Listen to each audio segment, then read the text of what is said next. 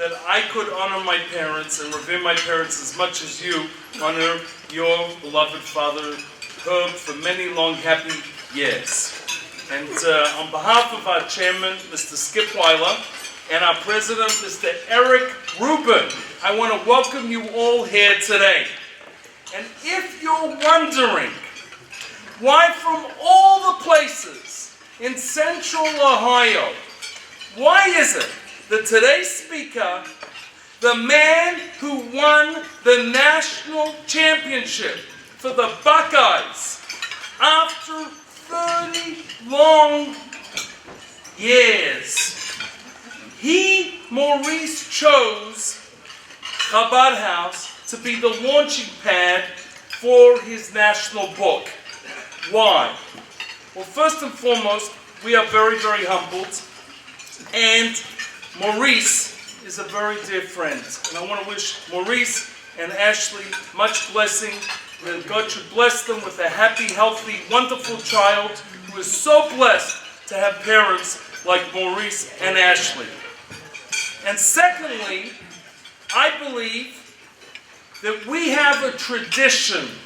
And our tradition, my friends, is thousands of years old.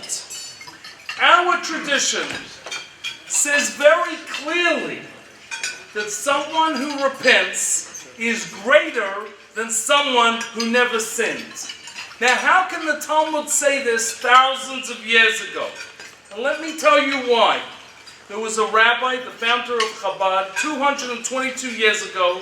He came out with a book that revolutionized the world. It's called Tanya.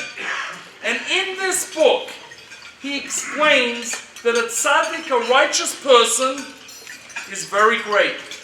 But a Beinoni, a person who grapples with impulses, a person who has temptations, a person who has a barrage of thoughts which perhaps aren't so wholesome, that Beinoni, that person who struggles, is so much greater to God than the person who has never sinned. The righteous person is on cruise control. Born in the right family, it's natural, it's obvious to do good.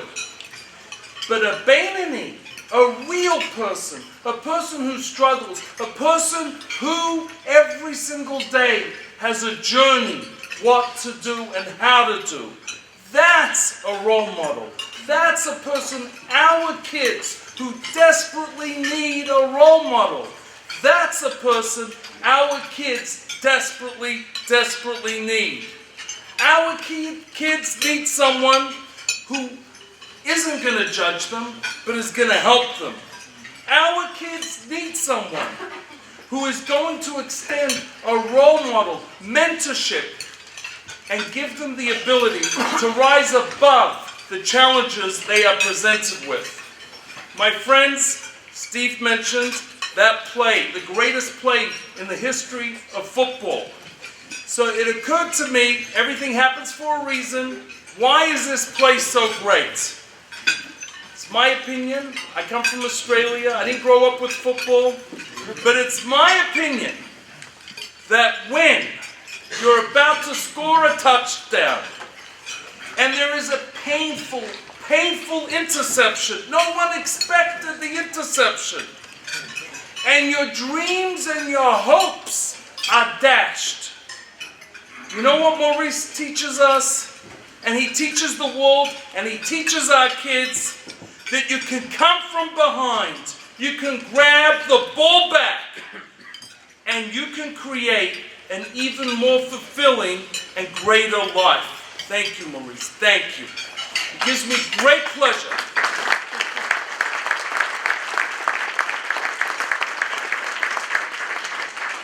The reason why we're here is because one person put everything together, did all the work, and he passionately cares. And that's our friend, Brian Schottenstein, and he comes from a great legacy. His grandfather, Irving of blessed memory, he was the founder of Homeport. They weren't just into building houses, fulfilling the American dream.